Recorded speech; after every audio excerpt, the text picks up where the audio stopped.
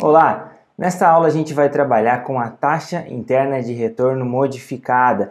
Esta é uma variação da TIR, né, um método de engenharia econômica que é uma variação da taxa interna de retorno que justamente corrige alguns dos problemas encontrados no cálculo da taxa interna de retorno na sua forma tradicional, viabilizando algumas coisas como, por exemplo, trabalhar com fluxo de caixa não convencional. O que é um fluxo de caixa não convencional? É aquele fluxo de caixa que tem mais de uma mudança de sinal.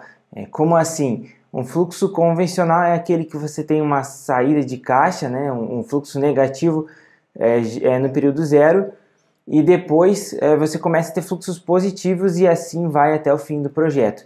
Porém, um fluxo não convencional é aquele que você tem um fluxo de caixa negativo no período zero, você tem um positivo no período 1, um negativo no período 2, um positivo no período 3, e assim o sinal vai mudando de várias formas, né? O sinal pode mudar N vezes, e assim a gente caracteriza então o fluxo não convencional. E a taxa interna de retorno, na sua forma tradicional, ela não trabalha legal, ela não dá um valor correto necessariamente, ela pode dar mais de um resultado nessas situações, então a gente pode ter resultados errados.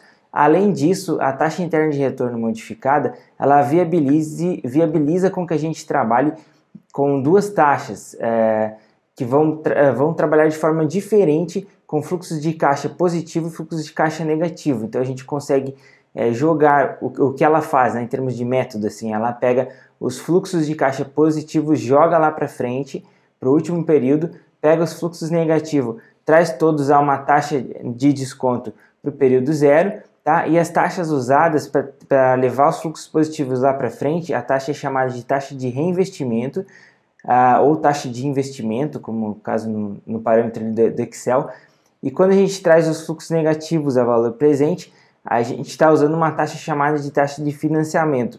A lógica, né, é que a empresa utiliza taxas, ela tem taxas diferentes para manter os valores que são negativos, ela vai precisar de um financiamento, por isso que a taxa se chama de taxa de financiamento, o custo do dinheiro, né, do capital de terceiros, e a taxa de reinvestimento é uma taxa que a empresa vai utilizar ou em outros projetos ou até no próprio projeto. É uma taxa daquele valor que sobra, entre aspas, aquele fluxo positivo. O que ela vai fazer com aquilo, né? Ela vai rentabilizar ele de alguma forma, geralmente com a própria operação da empresa. Então as taxas são diferentes, né? A taxa de que a empresa usa para tomar recursos e a taxa que ela tem de retorno nos fluxos que sobram reinvestido na sua própria operação. Então essa é uma diferença da taxa interna de retorno modificada, o que a torna um pouco mais realista em comparação com a TIR. Então, independente de termos fluxos não convencionais ou convencionais, a taxa interna de retorno modificada ela não vai bater com a TIR, justamente porque ela utiliza essas duas taxas, então ela viabiliza com que a gente tenha um cenário um pouquinho mais próximo da realidade. Tá? Porque a TIR, fazendo um parênteses, na sua forma convencional, ela pressupõe que os fluxos do projeto são reinvestidos à própria TIR. Tá? Então, por isso que a gente não vai conseguir bater uma com a outra, porque a TIR pressupõe que os fluxos são reinvestidos à própria TIR. Bom, mas essa é uma introdução inicial, né, acerca de um resumo de como que este método funciona, e agora vamos sim entrar aqui na tela e eu vou te mostrar como fazer isso no R. Vamos lá? Bom, inicialmente a gente tem aqui o nosso script que ele traz todos os métodos, tá? Então eu vou rodar só algumas partes mais interessantes para que a gente consiga agilizar. Os outros métodos eu não vou rodar. Vamos carregar o pacote tidyquant. Eu vou ser sincero que eu não recordo se a gente vai de fato utilizar alguma função dele, mas vamos rodar ele. Eu vou rodar essa linha 43, que é uma linha que define a TMA, tá? A gente vai usar ela lá na frente. Esse script ele tá grande, mas ele tem tudo para a gente fechar o raciocínio todo de métodos de engenharia econômica. Então no final ele roda todos os métodos, constrói uma tabela, tá? O que a gente faz aula por aula aqui é explicar método por método, então a gente não precisa rodar tudo, mas no final a gente tem nesse script a viabilidade de rodar tudo e ter um olhar, né, geral de todos os métodos aplicados a diversos projetos de investimento. Então por isso que a gente está rodando algumas partes apenas. Na linha 43 temos a TMA, ela é importante a gente rodar, a gente vai precisar dela, tá? Então os fluxos aqui são importantes também, mas eu vou puxar eles de novo lá embaixo no código, tem uma parte comentada, que a gente vai exatamente trabalhar com esses dois fluxos aqui, mas não precisa rodar eles aqui que a gente tem eles lá embaixo. Então rodei só a linha 43 e rodei também a linha inicial que carrega o tide quant, tá? Opa, tive um probleminha aqui. Aí agora voltou. Agora a gente vai descer lá embaixo. Aqui, ó. Tá? Nessa parte que a gente vai trabalhar com a taxa interna de retorno modificada, na linha 70 aqui. Eu vou tirar do comentário. E aqui, olha só, a gente vai criar então o objeto de fluxo de caixa com uma lista, tá? Eu não estou trabalhando com os mesmos fluxos já vistos em outros métodos, porque aqui eu vou justamente trazer dois fluxos que são não convencionais. Aí vamos criar um fluxo chamado de D e outro de E, tá? Eles têm esse formato aqui, então você vai ver que de fato eles são não convencionais, porque o período 0 tem uma saída, depois tem entrada e outras saídas mais para frente, tá? E o fluxo E também no mesmo formato, tem mais de uma mudança de sinal. Então estamos com os objetos carregados, estou rodando eles aqui embaixo só para verificar, tá vendo? Apareceram aqui embaixo. E agora, olha só, essa função taxa interna de retorno modificada, em inglês Modified Internal Rate of Return, por isso que ela tem esse nome MIRR, nas versões em inglês de planilhas eletrônicas ou algum outro software que você possa utilizar, também pode ter esse termo, tá? Em inglês. E aí a gente vai criar uma função, tá? Justamente com esse nome, MIRR, e essa função eu deixei com esse nome, eu peguei ela de base deste link aqui do Stack Overflow, que é uma discussão que surgiu nesse site. Esse site Stack Overflow é um site de perguntas e respostas sobre programação em geral, então tem de várias linguagens, inclusive da linguagem R, e alguém questionou lá como que poderia criar uma fórmula, né, uma função para calcular a taxa interna de retorno modificada. Então tem uma discussão acerca disso e eu não quero reinventar a roda, né? Apesar de a gente não encontrar essa função em um pacote, ou pelo menos não encontrá-la em nenhum pacote mais robusto, né, mais conhecido, por isso que a gente vai criar ela, e eu estou usando como base esse site aqui, esse link, né, essa discussão que tem neste link. Depois você pode dar uma olhada. Eu mudei algumas coisinhas e bati ela com o resultado do Excel, então a fórmula está correta, tá? E traduzi aqui os comentários, tá bom? Mas de forma geral é a mesma coisa que está nesse link, e só comentando qual é o funcionamento dela, tá? Então, ela vai justamente trabalhar de forma... Eu vou até executar aqui, quer ver? Eu vou executar. Eu vou dizer que X... Meu fluxo de caixa... D. Vamos trabalhar com D. Eu vou aqui no console, eu vou dizer que X é o meu fluxo de caixa D.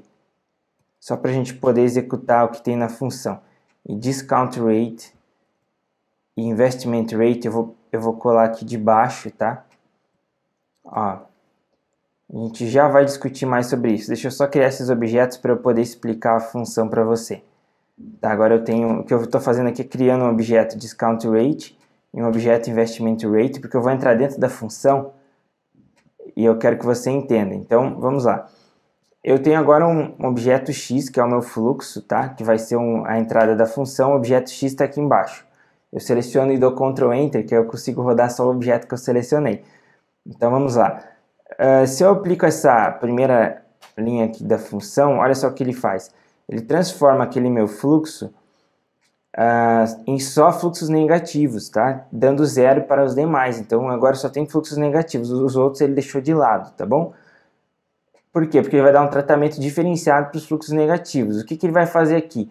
Ele vai aplicar uma taxa de desconto, tá vendo? Para cada fluxo, fazendo aquelas operações básicas de desconto de matemática financeira. Então, vamos ver como é que vai ficar? Olha só, trouxe a fluxos, descontando, né, os fluxos aqui. Então, por exemplo, esse 80, eu estou descontando ele 4 vezes. Estou descontando ele 4 vezes, tá? 4 vezes do que? Da minha taxa de desconto, tá? E o último período eu estou descontando eles 5 vezes. Por quê? Porque eu estou trazendo eles para o período zero. Então, ou seja, se eu somo agora todos esses valores aqui que foram encontrados já descontados, eu não estou fazendo nada errado, porque eles estão no mesmo período de tempo, eles estão no período zero. Então, ou seja, R$45 negativos aqui no período zero é a mesma coisa que R$45 negativos no período 4, tá? 1, 2, 3, 4, tá bom? Então agora a gente pode de fato fazer o que está fazendo aqui na função, que é encontrar um objeto de valor presente, present value, por isso que chama PV, somando todos os fluxos que a gente calculou ali já descontados, tá bom? A gente tem aí como se fosse lá na ponta um único fluxo negativo, todos os outros foram transformados, um único fluxo negativo no valor de R$1.570, tá? Agora os positivos a gente vai fazer um tratamento similar. Olha só, aqui a gente faz um filtro, digamos assim, de só que a gente tem de fluxo positivo. Então todos os negativos são transformados em zero e os positivos são deixados como estão. E agora a gente vai fazer o contrário, a gente vai ter que pegar e capitalizar, tá? Então antes a gente estava dividindo, né? Aqui, tá vendo? Nos negativos para descontar uma taxa, nos positivos a gente vai multiplicar. Por quê? Porque a gente está capitalizando uma taxa. O que eu quero fazer? Eu quero levar o 150 para cá, para o último período. Então, dado que eu começo no período 0, o 150 é meu período 1. Então, eu tenho que andar com ele quantas vezes até chegar no último período? Bom, eu tenho que andar com ele uma vez, 2 vezes, 3, 4 vezes. Então, se eu tenho 5 períodos, eu tenho que andar com ele 5, que é o total de períodos do projeto, menos o período em que aquele fluxo se encontra. Ou seja, se o meu fluxo é no período 1, eu tenho que andar com ele 5 menos 1 vezes, ou seja, 4 vezes. Eu tenho que capitalizar ele, né? Andar com ele, capitalizá-lo 4 vezes. Então, o meu expoente será 4, tá? Então, por isso que a gente tem esse objeto aqui, que ele encontra o length, o comprimento do x, e faz length menos 1. Quer ver? Opa! Ó, o length é 6, né? Por quê? Porque começa no período 0. Então, tira 1 para ter o n total, que é 5. E aí, no final, ele vai reverter a ordem. Quer ver como que fica? Fica 5, 4, 3, 2, 1, 0. Porque é o número de vezes que ele tem que capitalizar. Então, esse é o expoente, seguindo essa lógica que eu comentei aqui para você. Esse é o expoente que os valores vão receber, né? Vai entrar um vetor de expoente e cada n do projeto vai receber um valor como expoente para ser levado lá para frente. E aí a gente vai ter aqui então tem que criar um objeto. Rodei ele e a gente vai ter então aqui os fluxos positivos sendo levados lá para frente. Então agora esse 219, o que significa? Significa que os meus 150 no período 1 positivo é a mesma coisa que eu ter 219 no período 5. Então, em termos de matemática financeira, são valores equivalentes. E isso eu estou usando a taxa de investimento, que eu setei aqui como sendo, já nem lembro o valor, vamos ver, como sendo 10%, exatamente o mesmo valor da minha TMA, neste caso, tá? E a taxa de desconto, que foi usada nos fluxos negativos, eu usei 15%. Só para mostrar para você que a gente pode usar essas taxas diferentes. Tá bom? Então agora o que eu posso fazer? Eu posso fazer também a soma de todos os fluxos positivos, porque eles já estão em valor futuro, lá na frente. Então perceba, agora a gente tem apenas dois valores. Eu tenho um PV no período 0, com todos os fluxos negativos unificados ali nesse PV, e tenho um FV com todos os fluxos positivos jogados lá no último período do meu projeto.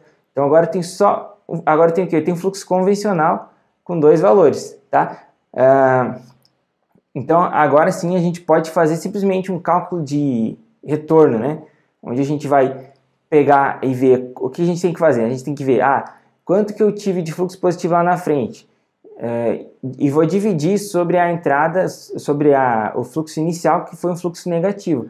Divido um pelo outro, eu vejo o meu, sendo que esse primeiro tem que ser um valor absoluto, ou seja, vamos tentar trazer um exemplo, né? Vamos trabalhar exatamente com esses casos que a gente tem aqui. A gente tem um PV de 1.570 e um FV de 2.197. O que eu tenho que fazer?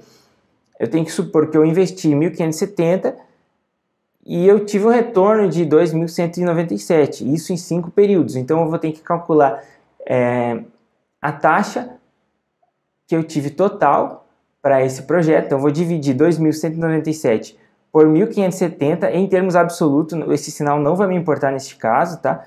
Não use o sinal nessa divisão, por isso que a gente bota aqui na fórmula ABS, para ele transformar esse valor absoluto. Então, eu vou dividir meus 2.197 por esse valor inicial, e vou fazer um tratamento aqui, que é o que? Imagina que, vamos até fazer uma continha rápida aqui, 2.197 dividido por 1.570.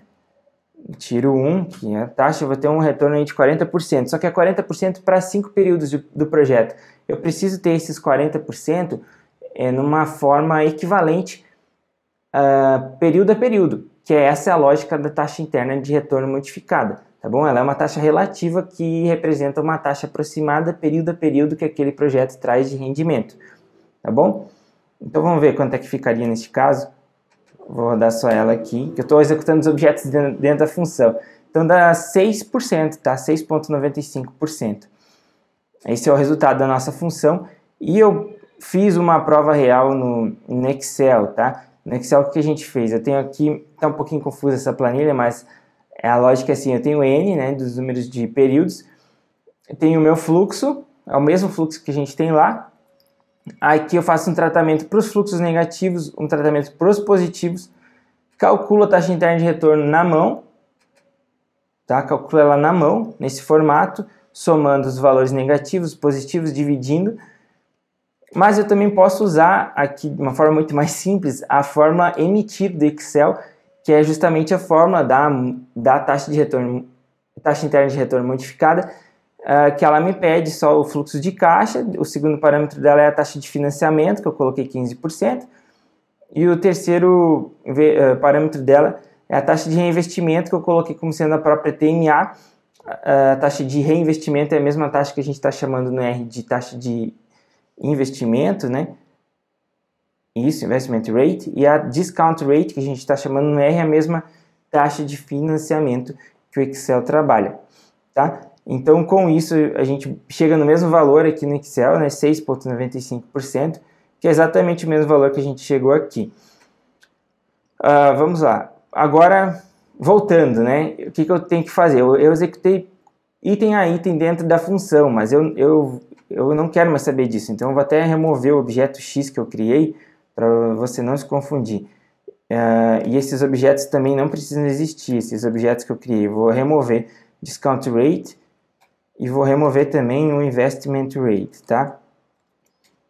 Aí agora eu vou rodar essa linha 81 aqui, e eu tenho o quê? Tem uma função agora chamada MRR. Então o objeto MRR agora ele é uma função. Lembrando que o R faz diferença entre caps, né? Entre lowercase e uppercase das letras. Então eu tenho que... ele é sensível à letra maiúscula e minúscula, né? Então aqui sobre a função é MRR maiúscula, tá? Seguindo o padrão das funções do TidyQuant, VPL, TIR, que são todas maiúsculas também. Então aqui, beleza, tem uma função no MRR, aí eu vou criar os objetos taxa de financiamento e taxa de investimento. A taxa de investimento, eu estou associando ela à mesma TMA, que é 10%, tá? Então tem uma taxa de financiamento de 15%, taxa de investimento de 10%, e esses valores, né, os mesmos nomes que a gente tem no Excel para taxa aqui dentro da função de financiamento, taxa de reinvestimento. Taxa de reinvestimento ou investimento, tanto faz. Vamos trabalhar nessa lógica de LApply, ou seja, o que eu vou fazer? Qual que é o meu objeto FCs? Um objeto FCs, né, de fluxos de caixa, é uma lista com dois fluxos, o fluxo D e o fluxo E. Tá? O fluxo D é o que a gente trabalhou aqui no exemplo, mas tem mais um fluxo também que é o E, ambos são não convencionais. Aí o primeiro parâmetro da função LApply é o objeto, né? O objeto é uma lista ou um vetor que vai entrar de entrada, eu estou dando que vai ser a entrada, o input da função, eu estou dizendo que é uma lista, que é a minha lista de FCs. O segundo parâmetro da função LApply é uma função que vai ser aplicada sobre cada uma das listas que eu setei na entrada, né? Então cada uma das listas do FCs, cada um dos objetos que tem dentro da lista FCs vai receber essa função MRR, ou seja, ele vai aplicar a função MRR para o fluxo de caixa D e também para o fluxo de caixa E. tá? E na sequência eu posso botar os parâmetros da função. E lembrando que isso aqui é uma função personalizada que a gente criou, que não existe no R. Então a gente criou essa função e mesmo assim, né, dentro dela na apply você coloca os parâmetros da função, que são justamente os parâmetros que a gente cria na função aqui, tá? De discount rate e investment rate, que são os parâmetros necessários para que a função rode, tá bom? Vamos ver como é que fica. E aqui eu estou criando um objeto chamado MRR minúsculo, também seguindo o padrão dos demais casos que contém nesse arquivo aqui de script, tá?